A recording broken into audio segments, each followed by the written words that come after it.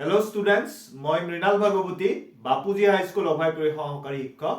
আজি আমি এটা বিজ্ঞানৰ সৰু এক্টিভিটি কৰিম আৰু ইয়াৰ জৰিয়তে আমি কঠিন মাধ্যমৰ মাজেৰে যে শব্দ প্ৰবাহিত হয় সেইটো জানিবলৈ চেষ্টা কৰিম। তাৰ কাৰণে মোৰ লগত মোৰ ছোৱালী আছে।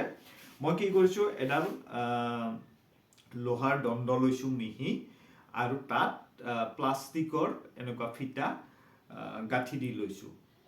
এইবাৰ মই ইয়াত কোবাই দিম, তুমি এই কাণৰ ভিতৰত সোমাই নিদিবা, কাণৰ ওচৰলৈকে নিয়া এই ভাঁজ দুটা। তাৰপিছত মই ইয়াত কোবাই দিম। শুনিছানে শব্দটো? শুনিছা? এইবাৰ কি কৰিবা, তুমি এই ভাঁজ দুটা কাণৰ ফুটাৰ ভিতৰত সোমাই বন্ধ কৰি দিয়া। হালি দিয়া, উলিয়াই দিয়া। প্ৰথমবাৰ বেছি ভালকৈ শুনিছানে দ্বিতীয়বাৰ? দ্বিতীয়বাৰ। আচ্ছা, দ্বিতীয়বাৰ আমাৰ শব্দটো কেনেকৈ এই কাণত গৈছে, শব্দটো মই ইয়াত সৃষ্টি কৰিছিলো এইডালেৰে, সেই শব্দটো এই প্লাষ্টিকৰ ফিটাডালৰ মাজেৰে কাণত সোমাইছে।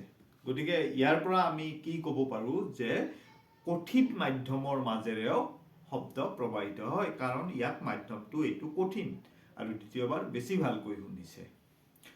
ভিডিঅ'টো চোৱাৰ বাবে তোমালোক আটাইলৈকে ধন্যবাদ জনাই মোৰ ভিডিঅ' ইয়াতে সামৰিছো।